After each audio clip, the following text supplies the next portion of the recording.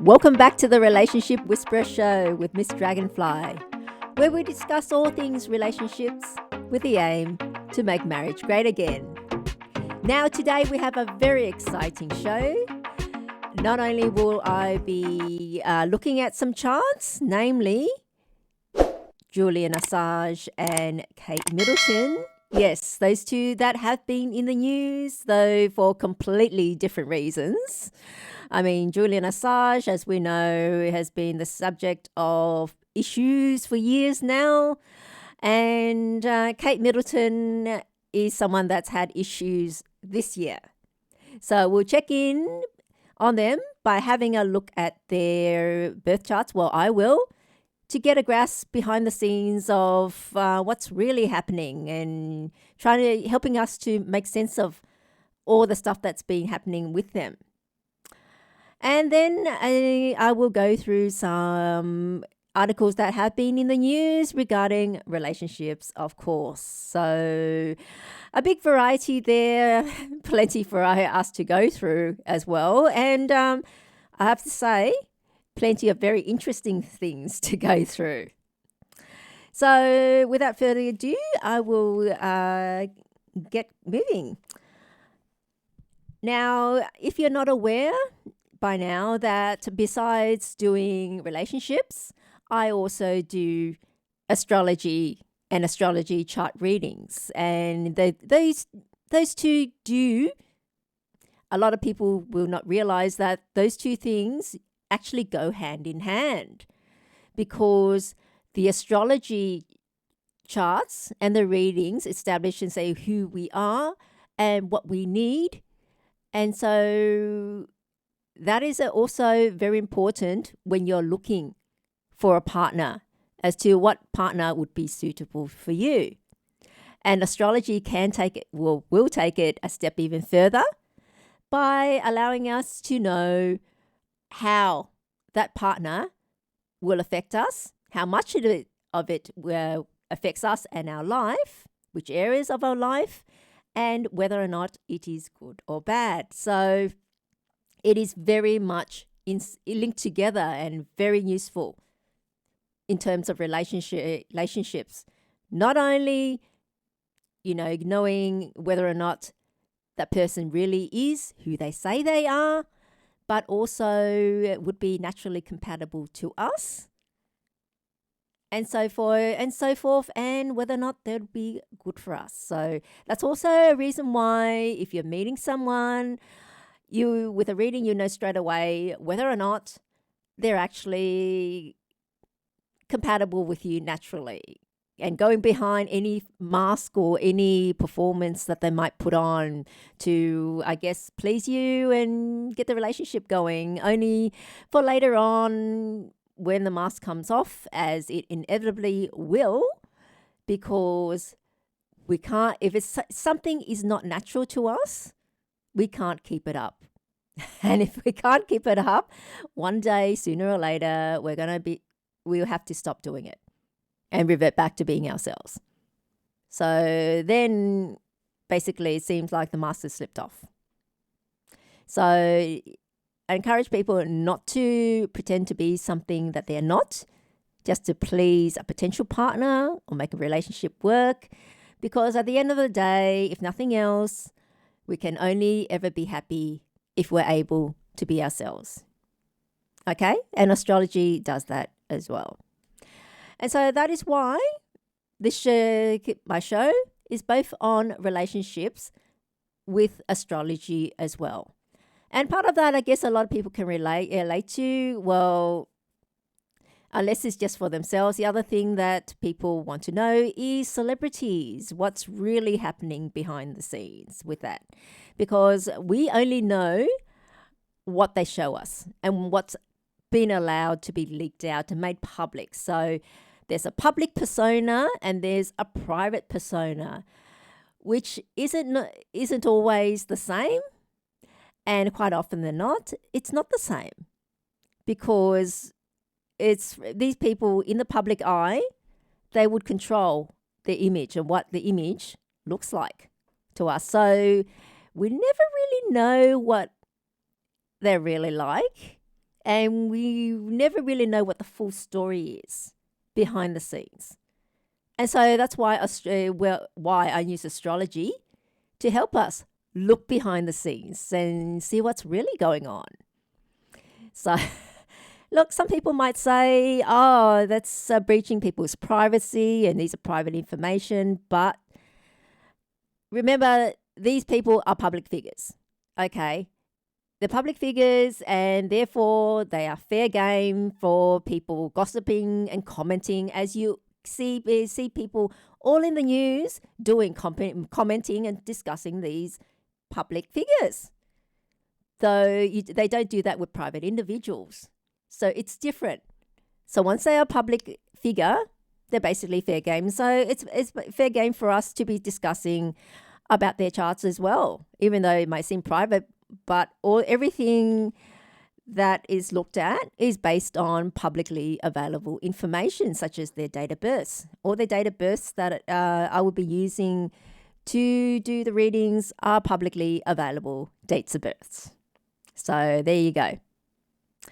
All right, then we will go to some music and I will be right back, and we will be looking at Julian Assange first of all. Now, Julian Assange.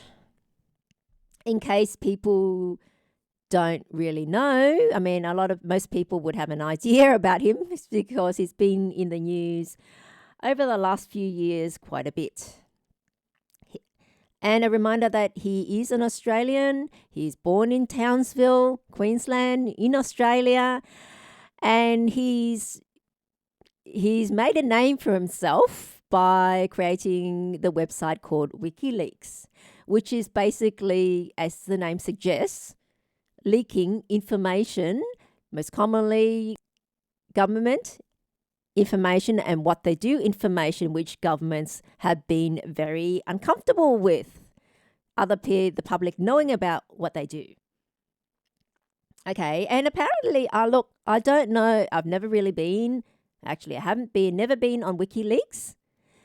But what I've heard is it's basically just a gathering of information that was already out there, but not really public, and information that people haven't really noticed. It's like in really wouldn't say dark corners, far-flung corners that are sensitive, but they're out there, but because they are almost hidden away, people don't notice. So what WikiLeaks did was to gather all this information and amalgamate it onto the WikiLeaks site. So it really isn't spying, because spying means taking confidential information that is hidden away and not supposed to be leaked out, and you've gone in and basically steal that information. That is spying. Okay? So in this respect, if we're looking at the definition of spying, he's never been a spy. What he really done is pointed out information that's already out there that is uncomfortable. And a term for that, once upon a time, would be called investigative journalism. Remember that term? Once upon a time, it was the journalist's job to go out there and seek the truth. To sift through information and dig through and find out what the truth really is. And unfortunately, at the moment, we no longer see that from journalists. They seem to be just, I would say, parroting the official information that the governments or organizations release, but hasn't really been questioning of information of governments in recent times at least. So you have to thinking, what happened to investigative journalism? It seems like it's dead. And if we're going to look at the definition of investigative journalism, well, that's what Julian Assange has done. And he is an investigative journalist. And so because all this information has made governments very uncomfortable, they've, I think, pretty much decided he needs to be dealt with. And so for quite a few years now, he was hiding and seeking, they said, political asylum in the Equatorial embassy, which is like a 2-bedroom flat in London somewhere, as I've heard. Lived in there for years. And and directly persecuted and wanted to be extradited to the US for trial, so to speak. And what I've seen is complete silence from all the other journalists. Seems like they're not supporting one of their own journalists. This is basically a big attack on journalism, as I see it. If you just look at the facts, what did he really do? He did not hack into government systems or use insider information or any of that. He was just gathering information that was in far-flung corners of the public and bringing it into the center so everyone can see it and read it. And those things made governments, mostly governments, uncomfortable. And so I guess that's what he's being guilty of, so to speak. And now, and then what happened was, I think they had a change in government in Ecuador, and the new government there decided they were no longer going to give Julian Assange political asylum. And so they went in and arrested him. And he has been on trial in the UK to whether or not he'll be extradited to the US. I'm not sure whether or not that trial is still ongoing, or well, if it has concluded, what the outcome is, because it's not that easy to get information. It's not front center news, but I guess in everyone's minds, it's kind of like Julian Assange. There's the issue is still there. And a lot of quarters in society have pointed out that, look, he's being basically a political prisoner, and this is a political persecution rather than for any crimes. And this is about basically the right for the public to know about what governments get up to. So, and that's the libertarian quarter that's been saying this, but though even with that, I find that he hasn't gotten the support that he should have from libertarians. And libertarians, in case people are not familiar with the terms, are those that want free speech, advocating free speech, civil liberties, away from government interference, so to speak. And rights are human rights, and right to question governments and hold them accountable. Remember, that was what democracy was all about when it started, is making governments accountable to the people. The people allow the government this power to make decisions on their behalf instead of a collective. And in turn, they are answerable to the public. Okay, not to, and it's the power that they have is given by the people. And I think somewhere along the line, at least recently, that has broken down. And I guess a lot of the public even have forgotten what that is all about, what democracy really is all about, and why we've got representative government is to basically speak on our behalf. And I guess even in Australia, you see, governments have not been doing that. You keep hearing allowing MPs to have a conscience vote. Well, it should not be a conscience vote, depending on their beliefs. It should reflect their electorate that they are representing. If their electorate is conservative, then they are expected to vote on the conservative side on issues, what their constituents want. And if it happens to be a very left-wing electorate, then the representative needs to vote in accordance as well. That's how it's supposed to work. But it's not so much. Now, having a look at Julian Assange's birth chart, we look at that and see what's been happening. his chart is very, very complex. And that is also why I haven't seen a lot of readings on him, is what I suspect, because his chart is very complex. A normal reading, you cannot tell. A lot of complexity, and because of a lot of political reasons, I won't go too far into his chart. But all I can say is that, look, his greatest danger is probably in 2026 from the looks of it. And for all of us and people out there that still believe in democracy, still believe that governments need to be accountable to the people and answer to the people, then they all need to support him.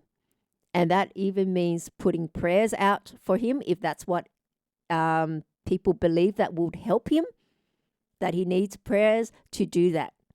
So he can get over this awful period that he's in and get over 2026.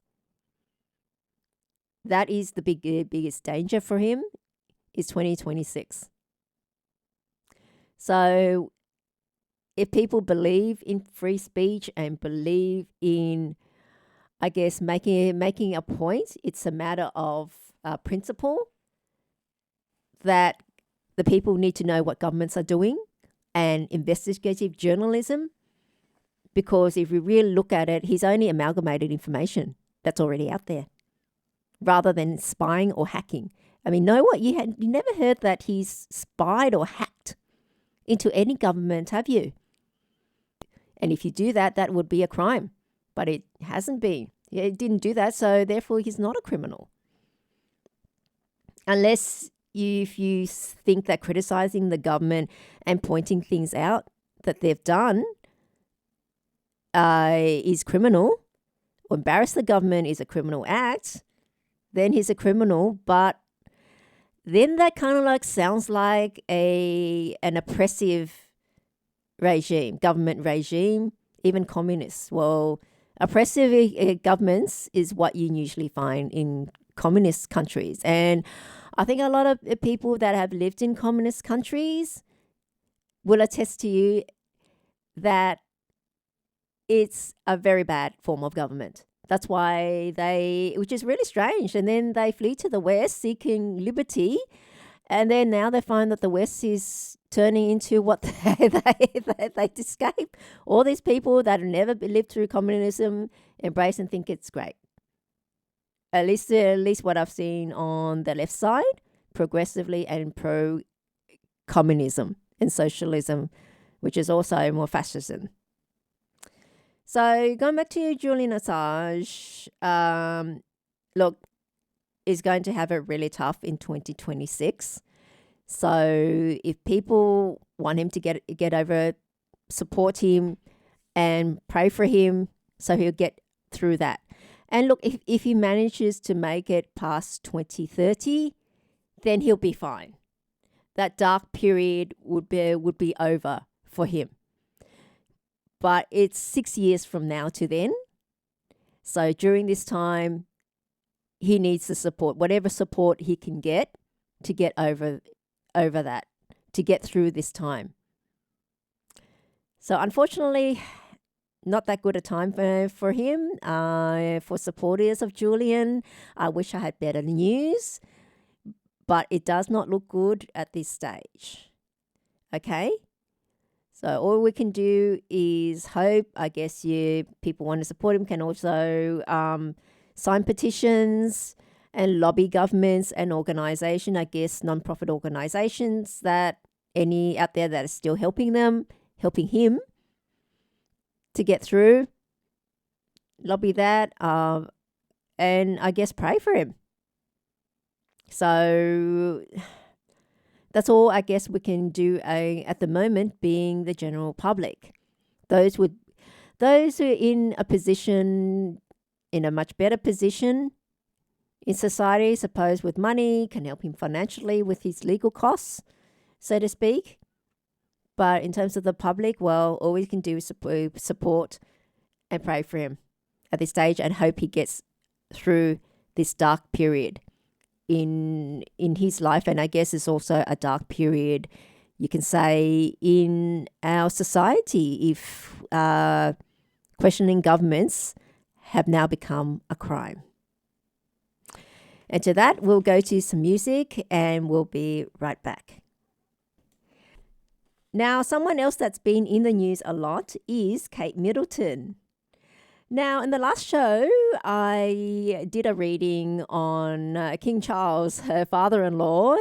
He is both the head of the royal family and is currently facing a lot of health issues, namely cancer. We all know about his cancer diagnosis. So I have gone through his chart, and explained why he had cancer this year and the challenges that he is facing this year. So if you'd like to have a listen to that, then just go to my last show.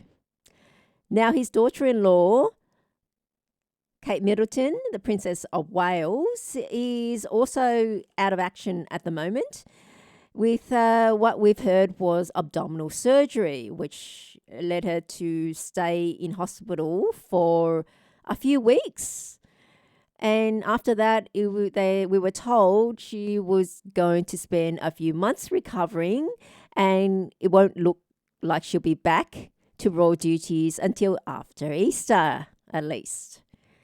So understandably, everyone's actually very concerned because we're not told what exactly the surgery is about and what the issue is, and also with a very long stay in hospital and recovery time.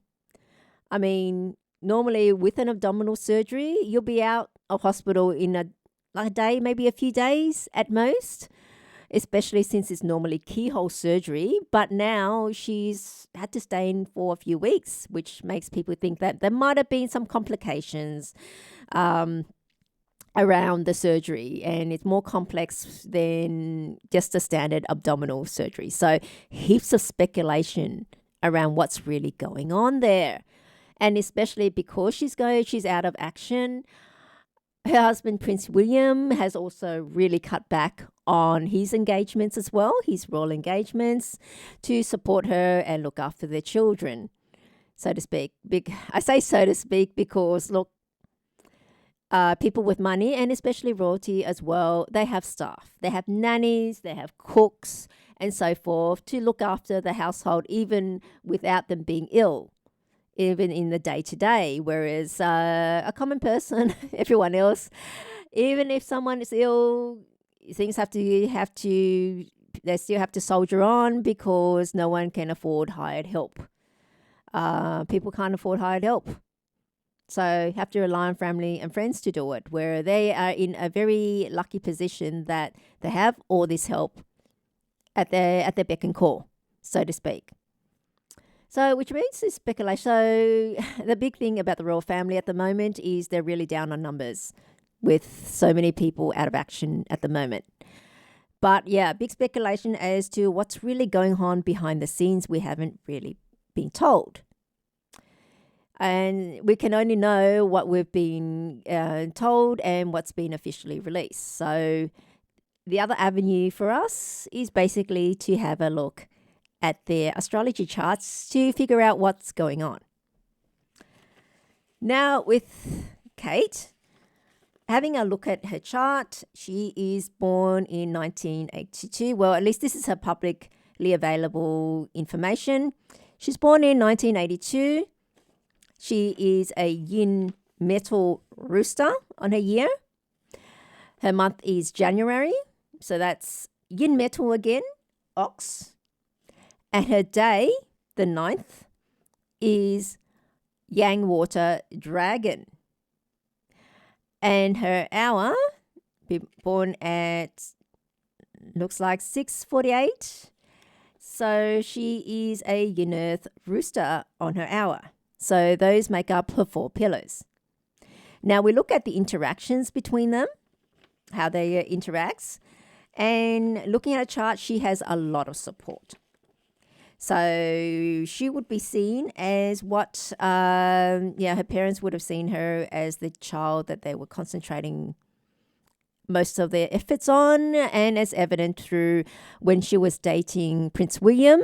She had all that support, and I guess having married Prince William, it's really elevated her family to an upper echelon rather than being middle class, which they did earn quite a bit of money, her parents, doing the company Party Pieces, I think. So they did have money, but they were really much middle class, working people. That's their origin. And now they're up to the scale of royalty and nobility.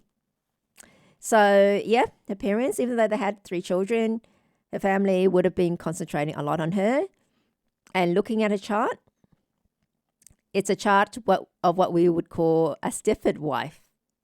If anyone's seen that movie, The Stepford Wives, there are these perfect housewives, so to speak. And it was later revealed that they were all like androids. That's why we were so perfect. So her chart, looking at it, it also basically belongs to her spouse.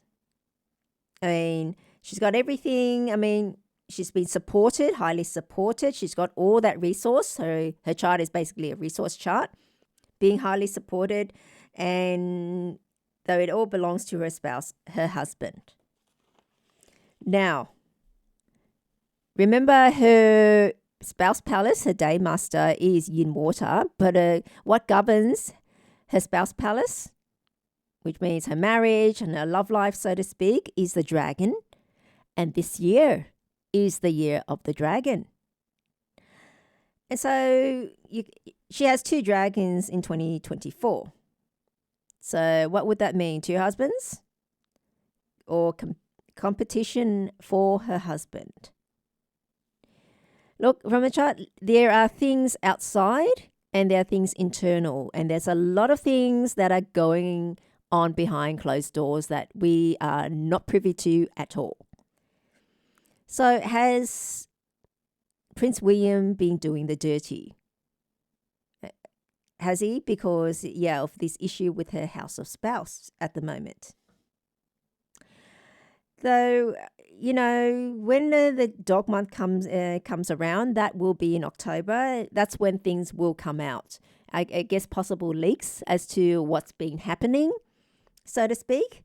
And yes, she has been really ill this year, been in hospital, and we're told it's abdominal issues or abdominal surgery she has. And look, Dragon Year, it also penalizes each other. So, and the penalty is earth. So it's an earth health issue. Now, in Taoist astrology, the Batsa method, we deal a lot with elements. That's why this 2024 is called a Yang Wood Dragon Year. So you've got the stem part, we call it the stem being the element, and the branch being the zodiac animal. And with the elements, it all integrates. Like in traditional Chinese medicine, also commonly known as TCM for short, they deal with a lot of elements in the body. And earth element is basically the digestive tract. And the earth element is basically the digestive tract, which means your intestines and your stomach areas.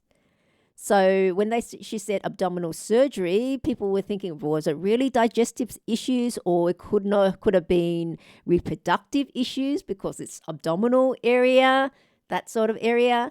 Well, the sex organs, reproductive and sex organs, they come under fire, a fire element. So, and this is clearly having to do with an earth element. So it's not the reproductive system. It would be the digestive or the digestive, it would be the digestive tract. Okay? So so that confirms it. But how did this come about? Well, it really came about because it's something she's doing to herself. it might be diet. She ate something really bad for her, or she might have been on a very bad diet in order to keep her very slim figure after having 3 kids. I saw her in one instance, I think a scene or a shoot in a picture with Nicole Kidman. Now, we all know how thin Nicole Kidman is, but standing next to Kate, Nicole looked large. And I could not believe what I was seeing in this photo. Kate Middleton made Nicole Kidman look big. And I did not think that was even possible, but she did. And it's amazing after having 3 kids. And now that she's had issues with her abdominal area, I'm starting to think, you know what? She may have been on some very extreme diet. And then this is the consequence of that, being on this extreme diet to keep that figure, regaining her figure back after having 3 kids. Like any woman out there that's had 3 kids, how easy was it or how difficult was it to lose that weight and go back to your pre-pregnancy weight and figure? I doubt any woman out there would say it was easy, and very, very few would be able to go back to their pre-pregnancy figure before any kids at all. But it looks like this is what Kate's done. She looks exactly the same as what her figure does, as what she did before she had any kids. How is that possible? And I guess, now I kind of know it was possible because she was doing bad things to herself to lose all the weight and go back and maintain that figure. So, the issues might have been related to, I think, a large part to her diet and what she's done to herself. Or the other issue could have been is stress. Is there issues in the marriage, or are there issues in the marriage at the moment? And that's why she's been so stressed out, and that's what caused the aggravated an illness in her. I mean, look, if there's internal marriage issues, she can't let it be known, can she? She has to keep it up if she's unhappy. Look, if William has been doing the wild thing on the side, can she make an issue of it? She can only speak to him directly. But even having that, they might have a big row and a big argument. And then where would that lead? And then people might hear, and it would be leaked out that there are issues.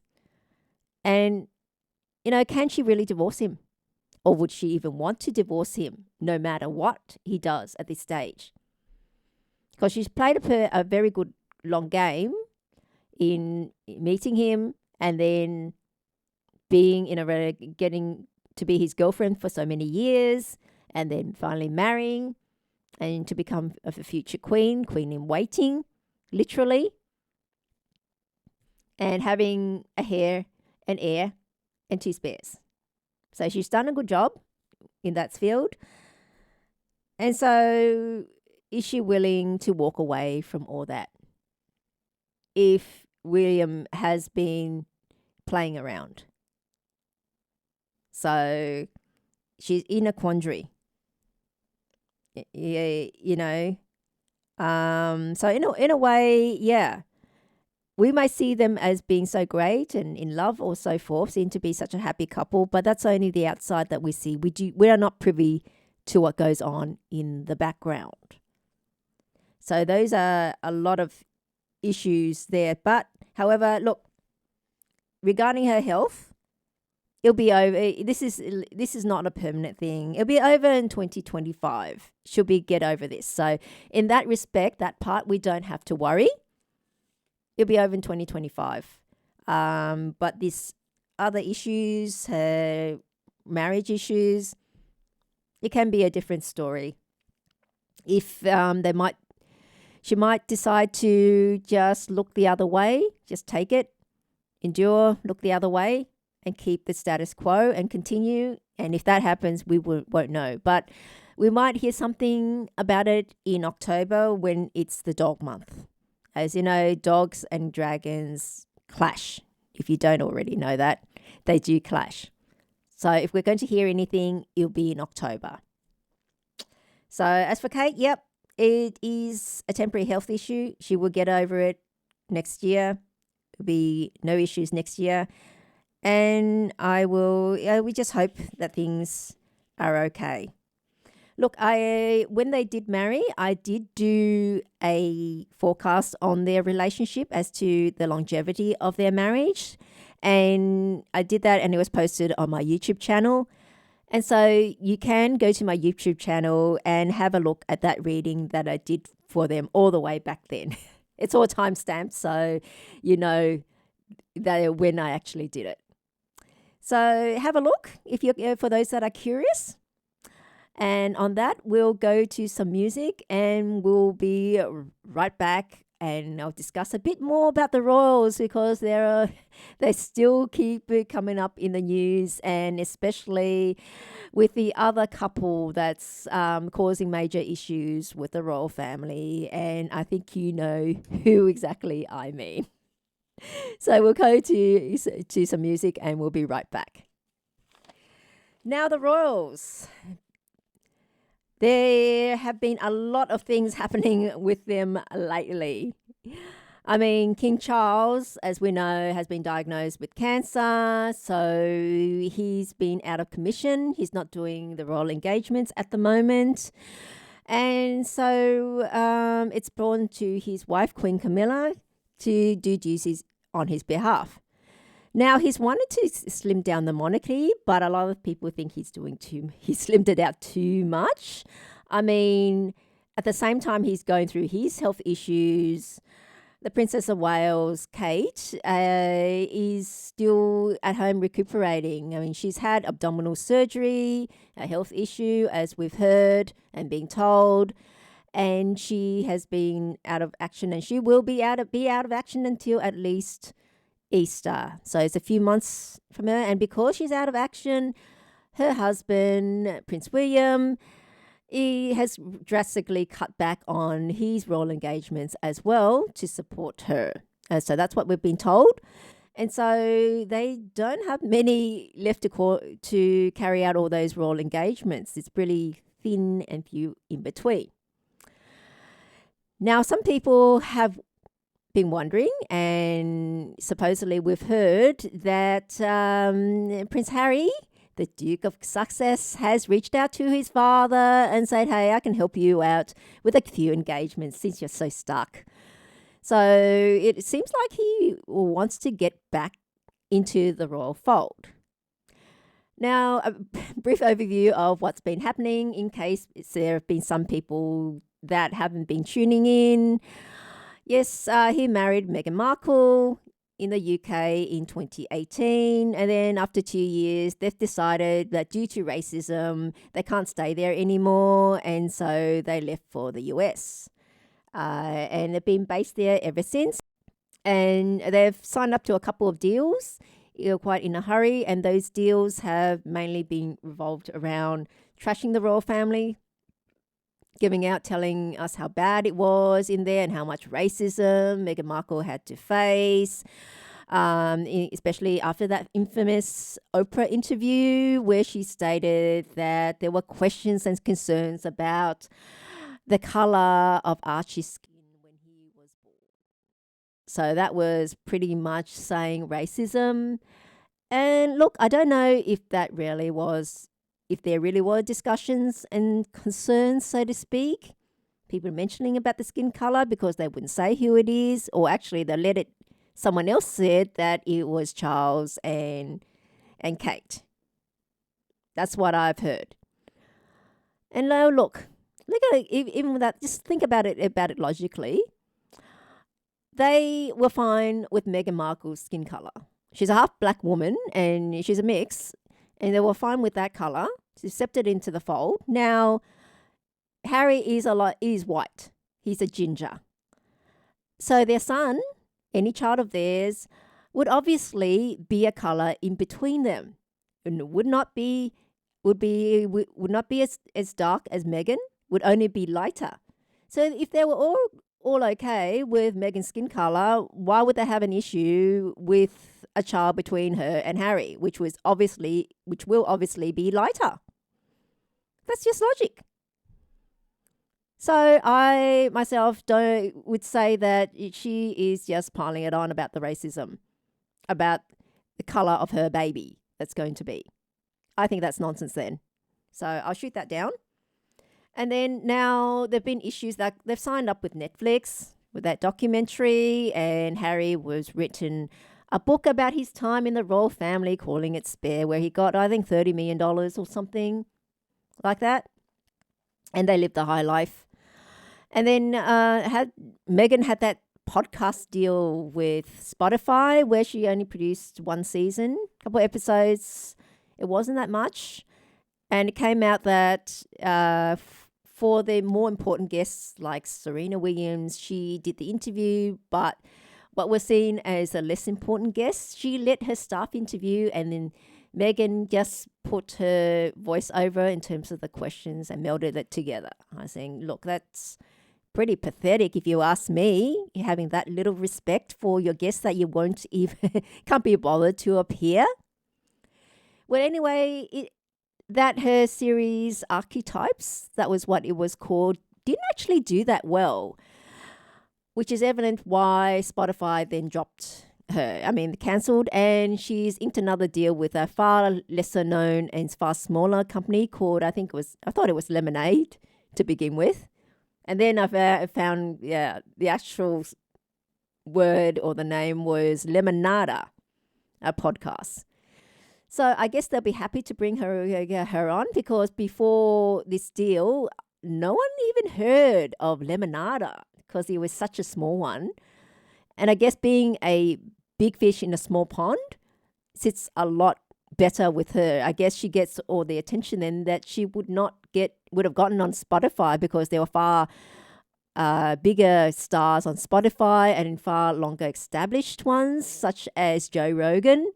Now, I hope she didn't have that big an ego to think that she could have topped Joe Rogan, for he's such the main star there, and he's been there for so long. So I guess it's also the thing with her saying, she ended up not being as a bigger star, I guess, in the royal family as Kate is, and she had to take second place, which she wasn't happy with. And I guess with Spotify, she would not have been the main star. It would have been Joe Rogan still. So unhappy with that, and I guess Spotify was unhappy with her. So this had to part ways. And so now they seem to be doing separate things. She's doing that, and now with her, they still want to be a part of the royal family, have an in and out model like they originally wanted, which the Queen then shot down as saying unworkable. Either you're in or you're out. You can't be a part-time royal.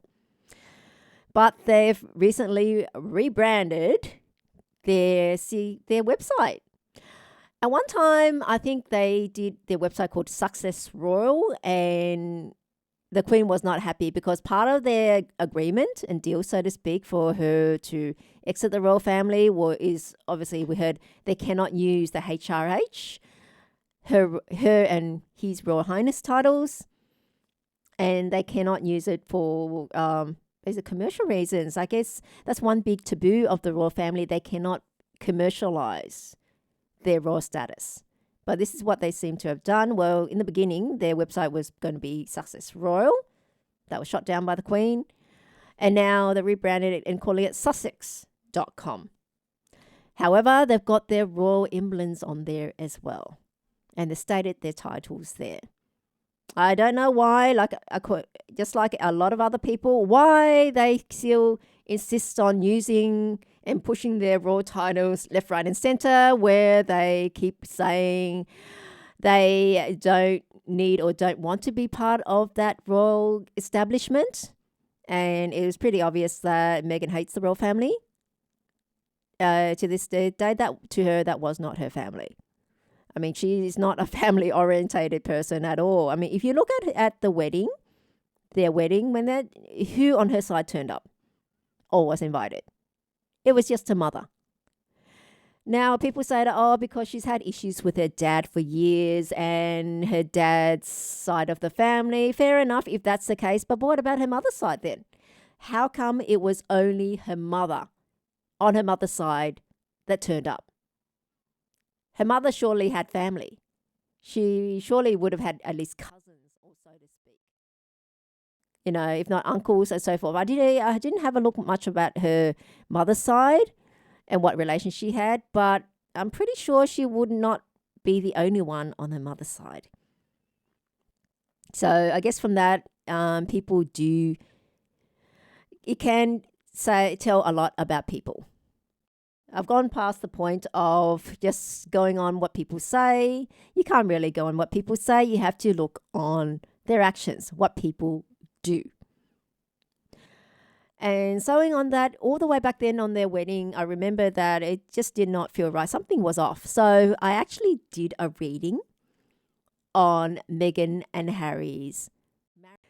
And it's posted there on YouTube. You can go to my YouTube channel, just search for Miss Dragonfly, and it'll be posted under celebrities. And you can see the prediction I made on their marriage back all the way back then, just after they got married. It's all time stamped. And everything, so you can see that it was I did the video and I uploaded it all the way back then, and the reading. So those are curious as to what my prediction for their marriage is, go and have a look on my channel under Miss Dragonfly, okay, on YouTube. And now they've created all these issues, and with that, for what I heard, Harry has just lost a case against the Home Office, I think, Home Security Office in the UK. I guess he wanted police protection because he's saying his argument is by the simple act of birth, being born back then was the spare, his life is always going to be in danger, and therefore he is entitled. Whereas the Home Officers say, no, cops are not for hire. Even if you wanted to pay for the security as a principal, they're not for hire. You are no longer a working royal, which is why why should you be getting publicly funded protection? Why should the public be paying for you if you're not giving anything back? That is the UK government's position. And I tend to agree with him because really, the royal family is funded by the public to advance for the benefit of the country, push the countries forward, promote the country, and for the benefit of the people doing the public duties. And so if you're not doing those, then why should the public be paying for your security? And as I understand, I think Princess Eugenie and Princess Beatrice, Prince Andrew's daughters, they got their security taken away because they are not working royals. Even though they're close enough to the throne, they're in a bit of a peculiar situation. So they're King Charles's nieces and the former Queen's grandchildren. And there used to be something like 5th and 6th or something to the throne. They've really dropped down now, but they're pretty close to the throne, but not having public duties, therefore no police protection. Provide your own security. So that's the precedence there. And if it applies to them, then it should apply to Harry as well. Sorry, you have to be like the rest of us. Find your own way if you want that freedom to do whatever you want. And this is the thing, like Meghan kept complaining, oh, she wasn't allowed to do this or that when she was in the royal family. And I guess she thinks in her mind she's just going to go in there and change things, revitalize things, and teach these stiff Brits a thing or two to lighten up and be more dramatic, modernize and so to speak. And she had her own ideas, and I heard that they were rejected with things that she wanted to do because she didn't understand about tradition and why things had to be done the way they are done. And if And memory serves, apparently on one of the tours when she was out greeting people and so forth, as per royal duties, her comment was, "I can't believe I'm not being paid for this." And that alone would tell you that she has no idea what being a royal is all about and what's required. No, you do not get paid that. Your lifestyle and your titles are supported by the public, and in return, these are the things you need to do. Okay, so you're in a way already paid with that life. But I guess, yeah, she couldn't wait to get out of there because apparently does not like that lifestyle. She prefers the Hollywood lifestyle with all the glam and all the freedom, so to speak, and with all the luxuries. And face it, I guess she was surprised that Harry wasn't as rich as she thought he was. Look, he had quite a bit of money left by his mother, Princess Diana. I think it was about $30 million. Now, for most people, $30 million would last a lifetime, would easily last a lifetime. But I guess for her, it'd be pretty small change because that would not give her the lifestyle that she wants. I think she wants the lifestyle of a billionaire. Have private yachts, private jets, and so forth. And if you've noticed, they've hardly ever flown commercial. It's always on a private jet. And it's not on their dime either. It's this person's jet or that person's jet, or just hitching a ride with this person or that person. And I think I remember her. I think the Biden and her and Harry might have been somewhere. I think it was in the UK or somewhere else. And she asked Biden if they could hitch a ride back to the US on Air Force One. And that was promptly rejected. And what more can we say? And on that, we'll go to some music and we'll be right back. Now, looking through a couple of recent things happening in the relationship sphere, I've come across this bit of a story here. Look, this couple in Mexico. If you think you've got in-laws issues, then yours is probably nothing compared to this poor girl. Okay. Her name is Alexandra, and her and her boyfriend's relationship seems like an absolutely fairy tale. But the wedding was anything but that. Now, the man was born into a wealthy family in Mexico, and his family had dreamt of him marrying a rich girl, naturally. But the girl he actually fell in love with, Alexandra, wasn't from a rich family herself. So the man's family, rich, girl's family, average, if not poor. They fell in love, they want to marry. And so his family naturally thought that she is a gold digger. She's there for his money. So they started doing anything they can to put a stop and ruin their relationship, up to the point where at their actual wedding, they did not turn up. Not only did they not turn up, they actually went on an harassment campaign against the couple. And the mother-in-law hired someone to actually throw red paint at her while she was walking down the aisle in her wedding dress. Yes, that's right. There she was in her white wedding gown, walking down the aisle, and someone came up from behind and threw red paint at her to ruin her dress on the back. Now, at first, the guests thought that it might actually have been blood. Okay. It's really ridiculous. Look, when the second the relationship was established, the groom's family rejected the prospect of having her into the family. But she was actually a lovely person and wouldn't hurt anyone, according to a post on Reddit. That is all due to her family's lack of money.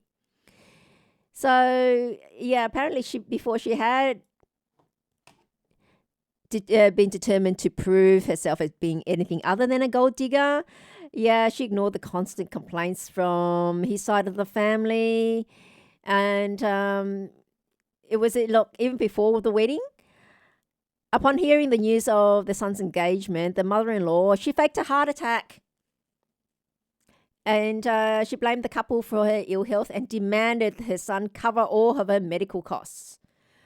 And if that wasn't bad enough, when the big day turned around, they refused to attend, and then that wasn't it. They actually, hired someone to throw red splashes of paint on her. Okay, I mean the crowd did scream in horror, and then the brides quickly spun around to see red paint dripping down her beautiful white gown into the tiles behind her. And then, so what she did was she had to quickly change into another dress. She's still undeterred. She was determined to marry the man she loved. So she had a gold evening gown with sparkles on it. Then she changed into that to continue with the ceremony, so she can get married to her love. Now, you think that was it? That wasn't it. After this horrific attack, so that left her with a soiled wedding dress, and she had to change and get into another dress. That wasn't it. Okay. The in-laws reportedly learned where the couple would be taken, and in terms of the wedding, where the wedding was going to be held, they sent an anonymous tip to the police telling them that they could find drugs there and explaining the groom might be in possession of them. So it didn't take long for the cops to turn up to the actual wedding, search the guests, and threaten to handcuff the groom. And so thankfully, no one was arrested and the cops soon left. So once that drama was out of the way, that second drama, the couple's wedding continued on as usual. And now then comes the honeymoon. We're not done yet. So shortly before the couple jetted off for their honeymoon, the groom's family hid his passport and visa, and allegedly also trying to bribe the travel agency to ruin the trip. Unfortunately, that also didn't work, and the bride and groom went on their honeymoon successfully. Now, the mother-in-law in question. So what she did and what her family did, the local community did not take it lightly, especially after, reportedly, they egged the mother-in-law's house in response to the harassment campaign. So they are being hated by the whole town for what they did to that poor couple on that wedding and trying to prevent their wedding as it was. But when they were questioned, they denied everything, and said they had nothing to do with it. But they did not deny that they loved hearing about what happened, though. So the whole community was actually shocked by what happened, and unable to grasp how a family could do such a thing. And they're all saying, we wish the bride and groom would move out far away or at least get protection. And from hearing that story, I have to say I agree. That poor bride and groom. So if you think you have in-law issues, or your mother-in-law doesn't like you, it probably pales in significance as to what this poor girl went through. And determined to get married. And so I hope they do stay happily married and be happy for the rest of their lives. If nothing else, just to show up to the in-laws that they were totally in the wrong. That she was not a gold digger. This is a real relationship and marriage, and they are happy. Okay, nothing can disprove them more than this. I have to give top marks to the bride and groom for being determined to go ahead despite all obstacles that have been thrown in their way. And I wish them every happiness in life as they go through that. And hopefully the in-laws would come around, especially the mother-in-law come around later. And once they see that, if normally after a certain period of time, the relationship is still there and she's had, and especially once children comes along, I'm certain that, well, at least they want to see their grandchildren, and I hope that they reconcile in that way and see that is a stable relationship, and they finally come around to accepting her, that she's not a gold digger. She actually truly is in love with their son. And I think that is the one thing that they can do to disprove the mother-in-law once and for all, and all that hatred. And I guess later, I hope at least she'd be contrived and regret what she's done to ruin their wedding or prevent their wedding from happening. And I know that's, wedding pictures are something that you hold on to, unfortunately. They probably didn't get the great wedding pictures that they wanted, but although those things are minor considerations when it's about who you love and about getting married to the one that you love, in spite of everything. And to be honest, a lot of the times couples, it doesn't look obvious from the outside why they'll get along or why they would be in love. Like, you wouldn't match these two people, but it's really the insides that matter, and that they gel. And I guess, look, for these in-laws to align their fears, they could have gone and had an astrology chart reading to verify for themselves. You don't have to be so aggro and do that, so just suspect. Go and get a reading and check whether or not their charts are aligned or not. And you can see whether or not it is a real relationship, because that would come up. If she was just a gold digger and putting on a mask and pretending to be something that she is not, they could go ahead and it would all be revealed through an astrology relationship compatibility reading. And if they really are aligned, then it wasn't a mask. If they're mismatched, it will come up, and then it will be so obvious that she was a gold digger and it was all pretend on her part. So she could have, avoided all this and avoided the hatred from her daughter-in-law and undoubtedly now her son in future. And no doubt that they would be very angry with her and his family after pulling all these stunts. I mean, if it was you'd be very angry, wouldn't you? But as I say, she could have. This is another way that relationship reading can work very well and address this situation if you're in doubt. It's not just the bride and groom, just to make sure, but the family can get an assurance that this is actually a real relationship. And I that's one of the things that I do, and you can book a reading with me to do that on my website, missdragonfly.com. And now we will go to some music and we'll be right back with more.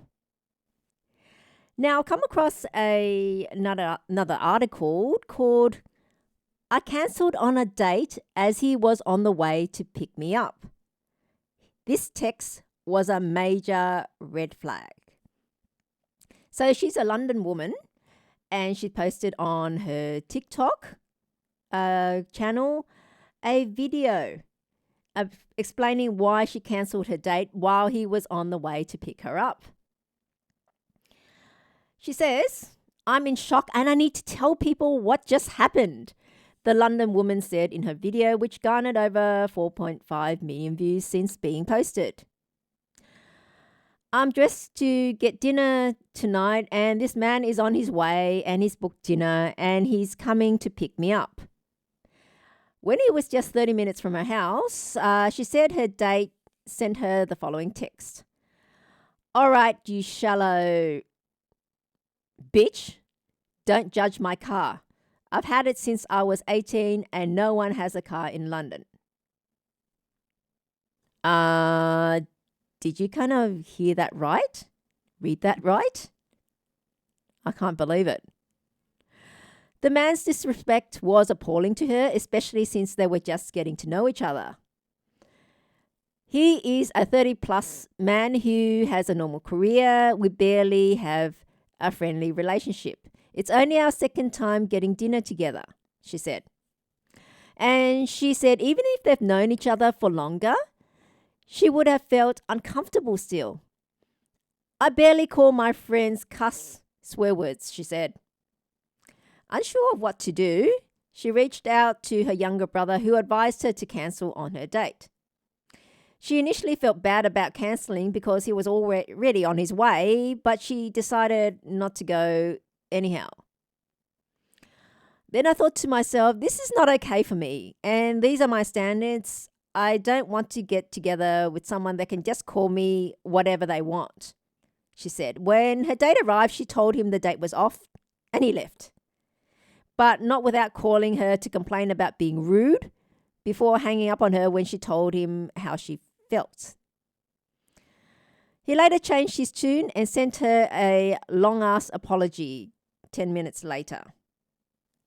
This is a grown man over 30 thinking it's okay to call a woman a bitch before coming to pick her up for dinner, she said, adding that cancelling the date allowed her to meet someone nicer.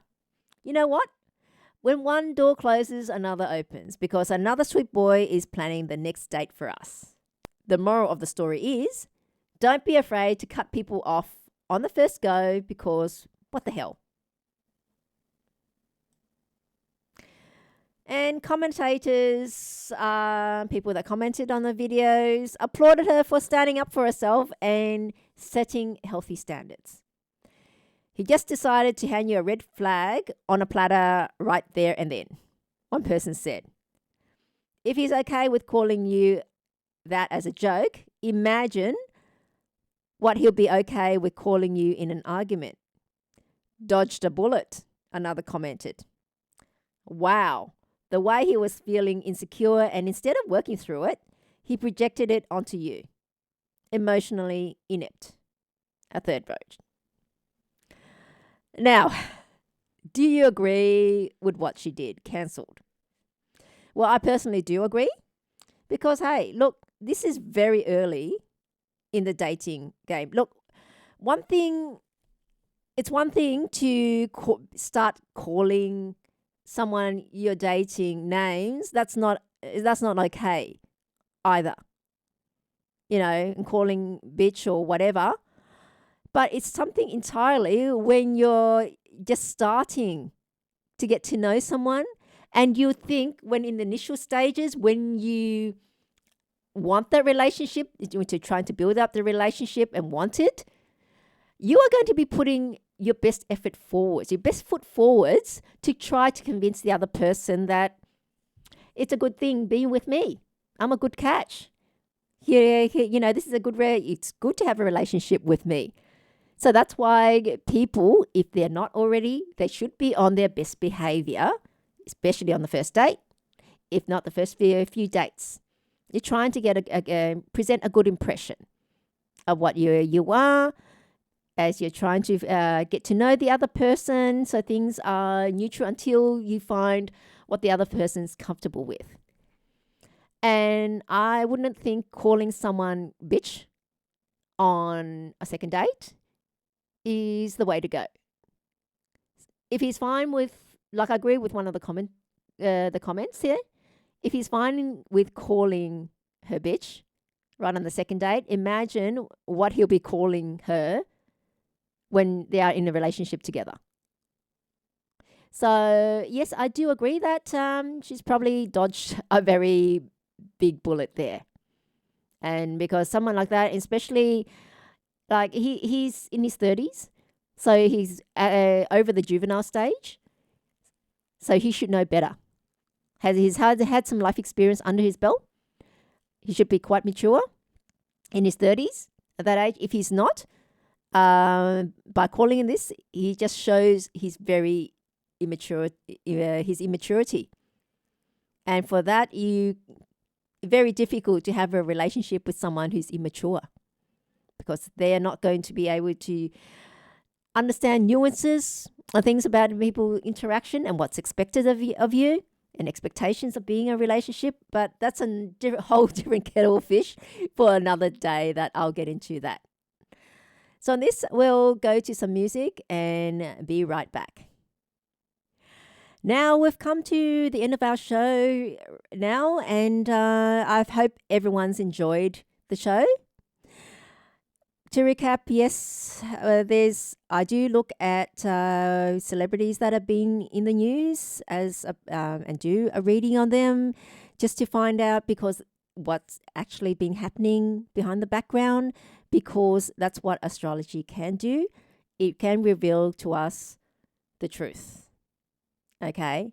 And that's also a reason why it's a part of this relationship program, is because astrology and relationships, and especially marriages, go very well together. It's a tool to use when determining if it's a correct partner or not, and also to let us know the challenges that do come are ahead, so we can plan and get around it and work with it, so to speak, so that the relationship can continue. Like as people say, knowledge is power. So with that, we've looked at Julian Assange. I think that he's been very brave over and to do what he has done, which is putting out all this information that governments have been doing behind the scenes. I know most people would not dare to do that, which is basically taking on governments. And that's what he's done. And so governments have retaliated back. Look, nothing that he's done is really illegal. He did not hack into any systems or steal any information, really. If you look at what's being done, he's pointed out and gathered information that's already out there and drawing attention to them and putting it onto his WikiLeaks site. And for that, I guess governments do not like it. Pretty obvious, which is why he's terribly been hunted. And he was facing extradition from the UK and all manner of things, and to the US, and to face certain charges there, which I don't know what exactly he's going to be charged with. I don't think maybe espionage or something like that. But I don't think that's he's done any espionage. If that's all he's done, is gathered information and put it into one site. But he is in a lot of trouble. I thought I'll go look at his chart and see if I can glean some answers or what's going to happen to him and all that. And his chart is very, very complicated. That's also why there hasn't been many readings done on his chart. It's very difficult. There's been a few Western astrology readings that have been done, but mostly on personality and quite simple, but not so much on any other astrology, which looks even deeper. His chart is very complicated, and you can't really gain a simple answer from using a regular reading. I've had to use a very advanced form of reading method to look at his chart, and from that I've gleaned that things will be very difficult for him in 2026 if he makes it that far. I think that would be the low point of everything. So for those that are supporting him, you need to support him to get through 2026. It's, I don't know, moral support, lobby governments, or even prayers to get him through that. Because once he gets to that and especially once he gets through 2030, which is another 6 years' time, I know, then he'll be okay. Danger would be past for him. And so he's put his neck out on the line to do this, to bring attention to the public on what governments have done. It's so brave of him. I can't remember anyone else that's been brave enough to do that, at least recently. And all the journalism I can see now, I can't see it as being investigative journalism anymore. It's basically being parroting what the official line is from the government and authorities. And I haven't seen investigative journalism in a while, and I'm actually pretty shocked that journalists are not supporting basically their colleague. He is an investigative journalist at the end of the day. I mean, he hasn't gotten wealthy through this. He's gotten donations from people to support his WikiLeaks and what his cause and what he's doing. But personally, he has very little in one way of assets. So I see this as being unselfish, so to speak, what he's done. But his life is in the line for doing that. And so I really hope that he does get through this. Okay, it doesn't look like he'll be able to do that sort of thing ever again. But I do hope that he survives this and gets through this very difficult time in his life. And the other thing we looked at Kate Middleton's chart to see if there is a reason for what's going on with her at the moment. We've basically had an information blackout from the palace ever since she's had surgery. We've been told that she went in to have abdominal surgery. We were not told exactly what it is, because the abdominal area encompasses quite a lot of areas. Things could be the uterus or intestines, stomach, or whatever. We're just told abdominal area. And she was in hospital for quite a few weeks. So normally when you need to be in hospital for a few weeks, it normally speaks of a major issue. And we're told she'd be out of royal duties until at least after Easter. So quite a long recovery time as well. So it's sparking all these concerns as what's going on? What's wrong with her? Is she okay now? Is it something so serious? Is it cancer? As King Charles has been diagnosed, because it seemed to take him so long. And looking at a chart, I can say that, look, it looks like she'll get through it. It's not a permanent issue. After this year, she'll be okay. That issue that she had will no longer be an issue. However, what did cause it? What caused it? It looks like it's something she's done to herself, either through her diet. I mean, she looks like someone that's never given birth to 3 children. Okay, I saw her in a photo right next to Nicole Kidman once, and she made Nicole look big. I did not think that was possible.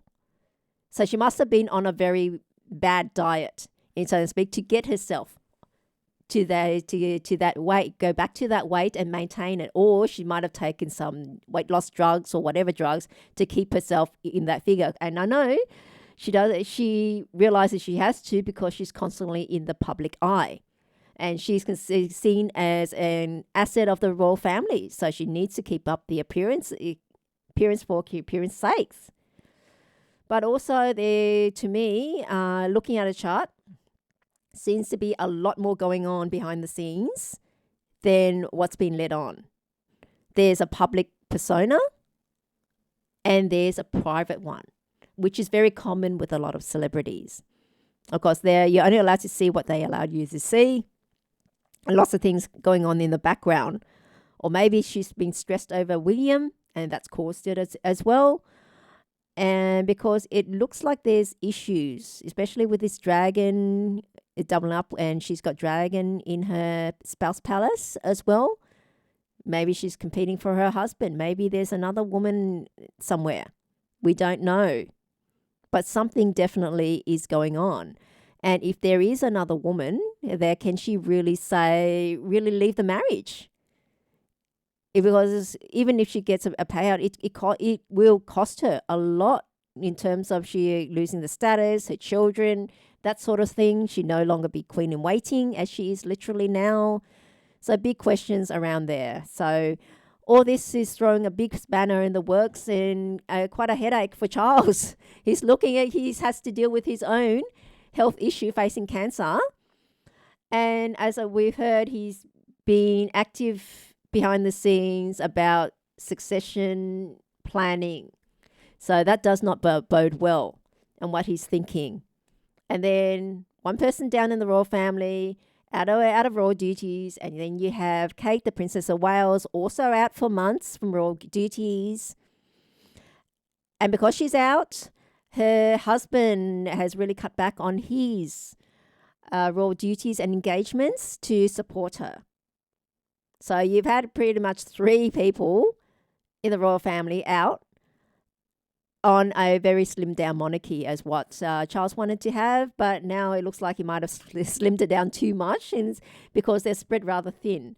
The only people now really carrying the load is his wife, Queen Camilla, and his brother and sister, Princess Anne and Edward, and his wife, Sophie. So not Andrew, he's barred as well for other reasons. Now, it's gotten so bad. I saw one engagement that Camilla did. She had to do it with some with a lesser known royal lady, something. I can't remember what her name was. So they're pulling in lesser known royals to fill the spots, and seeing that, I guess Harry's seeing that his opportunity to kind of like slip his way back by offering his father his services to take on some more royal duties. But I think Charles has said no to that because that's opening a door. Though I have the feeling that with their marriage at the moment, things going on with Harry and Meghan, he is quite despondent, and I guess he would feel like a fish out of water. I mean, I've heard some things that he's not happy in the US. He lives in California and wants to go back home. Look, she's taken him to the US, and he's basically a fish out of water, out from here, away from the family, his family, and all his friends that he's grown up with, and the whole establishment and all the support that he's used to. You can say that he was coddled in the royal family, okay, and everything was provided and looked after. He didn't need to do anything else other than just show up and do the engagements and not have to worry about anything else. And now in this new life, he's got to realize, he's got to do work, and he's got to make decisions and things, take on duties that he never had to take on. And if he was still in the royal family and a working member, he never would need to, because everything else would have been looked after for him. So it's an interesting development, that couple. And so because of that, we'll be following up and seeing the progress as to what's going to happen next. And I did do a forecast, a reading on the marriage as to whether or not it will last straight after their wedding. And it's on my YouTube channel. So you can go to my YouTube channel, just search for Miss Dragonfly and watch the video. That's been uploaded some 5 years ago. And you can see my prediction then. And you can see things that are happening now, whether or not it's aligned. So have a look if you're interested. And next week, I'll be looking at someone else in the public eye. Be a very interesting show. Donald Trump. Whether or not he can win this year in the presidential election. And of course, him and his wife. I'll be looking at their charts and see how they get along, because all this speculation at the moment that things are not happy behind the scenes. We've seen her being a little standoffish this year, particularly, and lately not being supporting him when he goes out. So we'll have a look and see what's been happening behind the scenes in their relationship. So a very interesting show next week. So tune in for that. So that's it for the show this week. You please feel free to comment on the show, what you thought of it. If you wanted to comment on Julian Assange or Kate Middleton or anything else I've discussed today, feel free to post the message on the actual post regarding this week's show. And if there's anything else you'd like me to cover, feel free to also post that as well. So that's the show for today, and I will see you same time next week. So until then, it's bye for now.